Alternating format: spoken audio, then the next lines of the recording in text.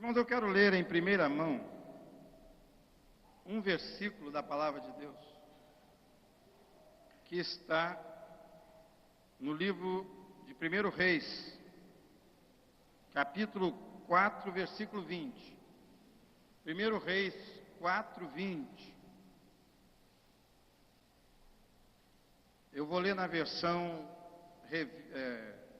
na linguagem de hoje, é que eu tenho aqui, mas eu gostaria que os irmãos depois lessem na versão que predomina aqui, me parece que é a NVI, ou Revista e Atualizada, se não me engano. Enfim, eu vou pedir que os irmãos leiam. Eu vou ler a primeira vez. Diz assim, 1 Reis, capítulo 4, versículo 20. O povo de Judá e de Israel era tão numeroso como os grãos de areia da praia do mar. Eles comiam, bebiam e eram muito felizes, alegrando-se e alegrando-se, comendo, bebendo e alegrando-se. Como isso é bom, irmãos. Comer, beber. Quem come muito como eu, de vez em quando eu recebo umas orientações lá em casa para que eu coma menos. Mas eu sou um comedor de alimentos verdes, amarelos, vermelhos e de todas as cores, e eu como em grande quantidade. Não sei por que não sou tão gordo. Minha filha come mais do que eu e é muito mais magra do que eu. Mas, irmãos, eu fico pensando nas alegrias que nós sentimos como igreja do Senhor. Nós somos o povo da alegria. Amém? Somos felizes porque Jesus nos fez assim. Ontem nós tivemos um grupo pequeno para o tamanho da igreja, mas um grupo grande para a casa do irmão Oséias, né? Não era bom que a igreja toda fosse lá, porque não ia caber.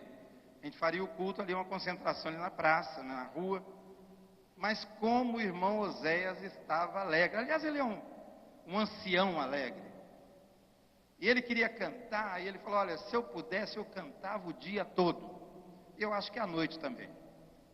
Ele é um homem que gosta de cantar. Pensei em dar uma palavra hoje aqui à igreja, subordinada a um assunto que eu não vou falar sobre esse assunto, apenas vou dar uma pincelada. A primeira vez que eu preguei sobre esse assunto, dando esse título à mensagem, uma igreja oca, O-C-A, oca. A gente costuma dizer que os adolescentes são os cabeças ocas. Mas tem muito velho como eu que tem cabeça mais oca do que as cabecinhas dos nossos adolescentes. E na ocasião, eu pregava numa igreja onde nós costumávamos ter todos os meses, o último domingo de cada mês, era um culto cantado. O coro cantava mais vezes do que normalmente cantava. Geralmente apresentavam várias músicas, 5, 6 músicas. A igreja cantava muito mais hinos, as crianças cantavam, os adolescentes cantavam. Enfim, todos cantavam muito nesse dia.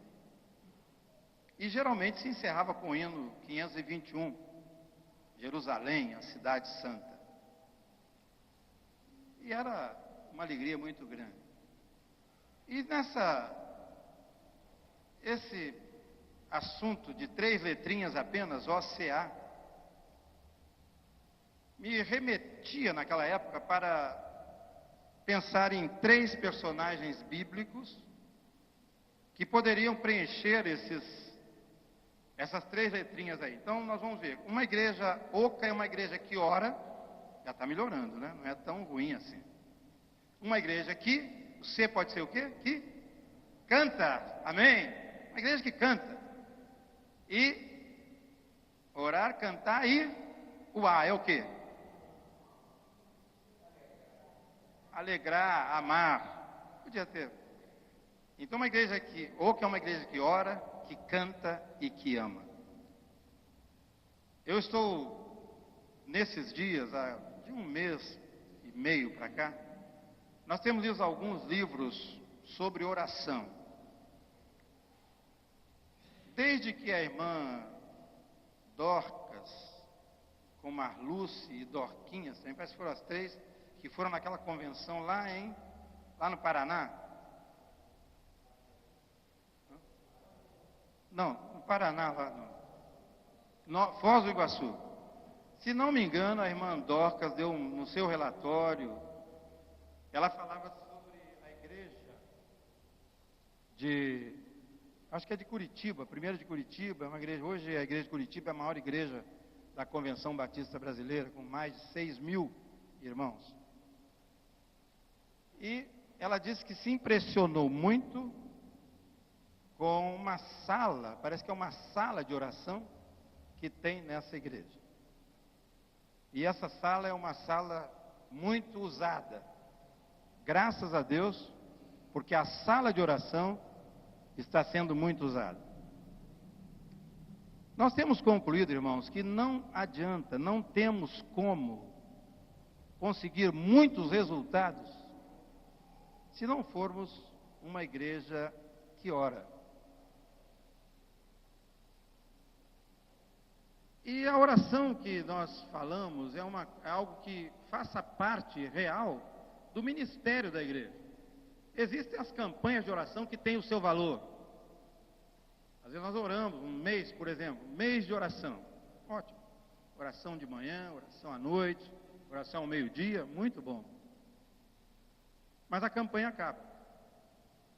Mas o que está se propondo, pelo menos internamente no coração de algumas pessoas com quem nós temos conversado, é que esse ministério seja um ministério de janeiro a dezembro, de 1º de janeiro a 31 de dezembro, todos os dias da semana, todos os dias do mês e todos os dias do ano. E nós temos visto avivamentos acontecerem. Por exemplo, eu estive num congresso há alguns anos, em São Paulo, o avivamento da Rua Assusa. Rua Assusa é uma rua que tem nos Estados Unidos, não sei exatamente qual estado. Eles fizeram uma campanha de oração durante 15 dias ou um mês. Era para terminar durante aquele tempo. Só que o Senhor começou a falar tanto e dar tantas revelações e manifestações do seu amor, da sua graça, e muitas pessoas se rendendo a Cristo, que aquele avivamento durou exatamente 100 anos. O avivamento da Rua Assusa durou 100 anos. E nós estamos convencidos, irmãos, de que se nós não orarmos, nós podemos fazer tudo que estiver no nosso coração para fazer. E até que estiver no coração de Deus. Porque no coração de Deus está também a oração. Então nós queremos transformar a nossa vida num ministério de oração. E nós sabemos, pelas experiências de terceiros, que provavelmente quando nós nos dermos à oração, muitas coisas poderão acontecer nas nossas vidas, primeiramente, e na vida de toda a igreja. Já tem algumas pessoas que são relacionadas, que vão ser convocadas oportunamente. Eu já falei com o irmão Eliseu, já conversei numa das classes que eu falei, lá estava a irmã Marina, né, na classe que eu tive o privilégio de falar há uns domingos atrás. Eu estou desejoso de acertar a minha situação aqui com a Igreja Batista do Aquidabã. O Roberto, quando saiu naquele domingo, ele falou uma palavra: Paulo César, acerte logo e coopere com Eliseu. Eu quero dizer, Eliseu, quero dizer à igreja, quero dizer ao Roberto, se estivesse aqui, a qualquer outra pessoa, que eu não tenho nenhum objetivo de cooperar apenas com o Eliseu. Eu quero cooperar com todas as pessoas. Hoje Eliseu está nessa função, e que é espinhosa, e que é muito difícil, mas graças ao Senhor, Deus tem dado visões e revelações à igreja nesse tempo, e vai dar mais, e vão acontecer mais coisas, para a glória do Senhor, e para a edificação da igreja do Senhor. Então, meus irmãos, seja Eliseu, seja Maria, seja Elias, seja Roberto, seja Pedro, seja João, seja quem for, nós precisamos estar unidos, e não só reunidos, mas em unidade, no desejo de que realmente a igreja possa estar naquele propósito, que foi a última frase, se não me engano, daquele hino que nós cantamos, a começar em mim. A última frase, você lembra? Rumo à perfeição. A igreja do Senhor Jesus está sempre em direção à perfeição. E ainda que ela se ache num patamar bem elevado, ela vai entender, pelas misericórdias de Deus, que ela deve continuar buscando a perfeição. Esse é o objetivo de Deus para as nossas vidas. Esse é o desejo do coração de Deus. E nós ficamos vendo que o Senhor tem falado, irmãos, e tem não só comovido e emocionado, mas Ele tem dado direcionamentos, Ele tem dado desejos sinceros e profundos de que nós sirvamos ao Senhor com integridade de coração, com inteireza de coração. Nós não queremos ser uma igreja de eventos. Eliseu gosta muito de dividir as palavras, eu estou aprendendo com ele, né? Ele corta o e fica ventos. Há uns 10 anos atrás eu falei isso numa igreja. Eu não aceitei o convite que a igreja me fez e eu falei para um grupo de irmãos, falei, irmãos, vocês estão vivendo de eventos, irmãos. A igreja de Cristo não pode viver de eventos. A igreja de Cristo tem que ter uma meta a perseguir. Não é a gente, mês de junho, é mês sei lá, festa junina, não sei o que, então a gente pode fazer certas aplicações aqui na igreja. O mês de agosto é o mês da mocidade, como eu me lembro desse tempo. Então nós vamos fazer tudo que os jovens, usar os jovens nos cultos, nas pregações, nada errado, nada contra. Mas irmãos, nós queremos uma igreja, nós precisamos ser uma igreja que tenha alvos definidos, claros, que consultem a vontade de Deus, que agradem a Deus e corroborem com o desejo que Deus tem no coração. E eu me lembrei no momento de oração dessa palavra aqui de Joel, capítulo 2, versículo 15 e 16. Joel, capítulo 2, versículos 15 e 16. Diz assim: toquem as trombetas no monte Sião, anunciem um dia santo de jejum e convoquem o povo para reunir no templo, para se reunir no templo. Reúnam todo o povo e mandem que eles se purifiquem, que venham todos, velhos, crianças e até as criancinhas de peito, que os recém-casados saiam de casa e venham ao templo também. Às vezes as responsabilidades que colocam sobre os nossos ombros, na verdade elas são recebidas por nós, pelos irmãos, como um bálsamo, como um privilégio. Eu estou em tal função servindo na igreja. Gostei muito desse slogan, de que entre para adorar e saia para servir. Quando você entra, você é convidado a adorar. E quando você está saindo da adoração, você é convidado a servir ao Senhor. Então, uma igreja que ora, ela tem objetivos claros,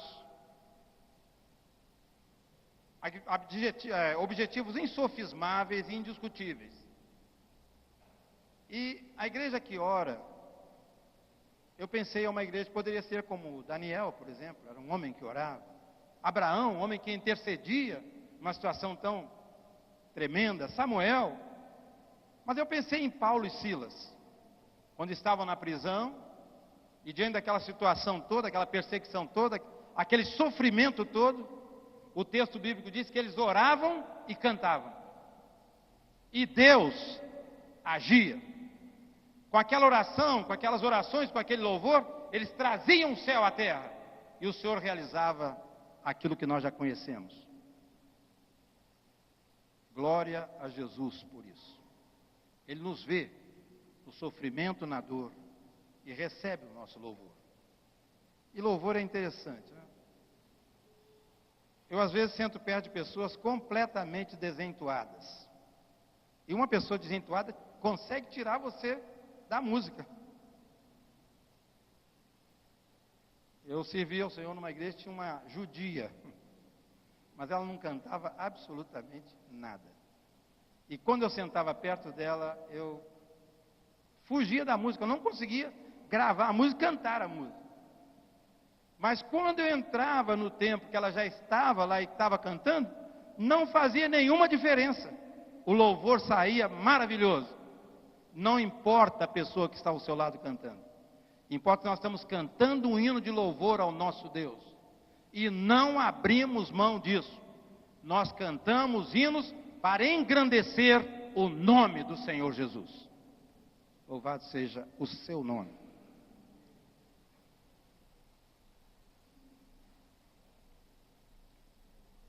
Uma igreja que canta. Eu já falei que eles oravam, Paulo e Silas. Mas eu também podia pensar numa igreja que ora como Estevão, o primeiro mártir do cristianismo. Morrendo, apedrejado, ensanguentado. Talvez sua voz não era mais bem entendível, mas ele orava como seu Salvador orou, pedindo a Deus para não imputar aos seus algozes aquele pecado que eles estavam cometendo de matar o servo de Deus. Não lhes imputes este pecado. Quem de nós, num sofrimento tão grande como este, seria capaz de orar a Deus, demonstrando amor pelos perseguidores e pelos assassinos? Mas Estevão viu o céu aberto e Jesus de pé à direita de Deus, como que a dizer: você está aí agora, daqui a pouquinho você estará aqui. E eu creio que aquele sofrimento todo acabou. Então, uma igreja tipo Estevão, uma igreja tipo Paulo e Silas, e uma igreja tipo João, o apóstolo amado, que escreveu João 3,16, que nós podemos dizer nesse momento, com muita satisfação: porque Deus amou o mundo de tal maneira, que deu o seu Filho unigênito, para que todo aquele que nele crê, não pereça, mas tenha a vida eterna. Conhecemos o amor nisso, que Ele, Jesus, deu a vida por nós, e nós devemos dar a nossa vida pelos irmãos. 3,16, é fácil gravar. Um é a primeira carta e outro é o Evangelho de João. Mas está inserida a mesma mensagem, num e no outro: o amor de Deus nos nossos corações. Então, se nós formos tal igreja, e eu creio que somos, eu não creio que a igreja do Aquidauana será. Eu creio que a igreja do Aquidauana é uma igreja que ora, que canta e que ama, e que deseja ser aperfeiçoada no seu ministério como um todo, para que a glória do Senhor seja manifestada a cada dia e em cada lugar onde nós estivermos. Eu quero concluir lendo de novo o versículo de 1 Reis, capítulo 4, 20. 1 Reis 4, 20. Já lemos uma vez e vamos ler de novo, e assim nós encerramos a palavra desta noite. Eu vou ler na minha tradução, e peço que mais irmãos que tenham a mesma tradução, leiam juntos, e leiam alto. O povo de Judá e de Israel era tão numeroso como os grãos de areia da praia do mar. Eles comiam, bebiam e eram muito felizes. Nós estamos alegres com aquilo que Deus está fazendo no nosso coração, no nosso meio, e com as transformações que o Senhor quer e efetivamente está operando nas nossas vidas. Quem viver, verá. Senhor, nós te louvamos porque o Senhor nos chamou para sermos um povo alegre. Alegre com Jesus, alegre em Jesus. E que satisfaça os anseios do Pai para conosco, o corpo vivo de Cristo aqui nesta terra. Nós te engrandecemos, Senhor, porque o Senhor é o mesmo ontem, hoje e eternamente. E assim como o Senhor fez maravilhas no passado, o Senhor está fazendo maravilhas nestes dias. E nós queremos fazer parte do exército que foi convocado para fazer o céu sorrir e para fazer muitas pessoas se entregarem a Jesus Cristo como seu Senhor e como Salvador. No seu nome oramos. Amém.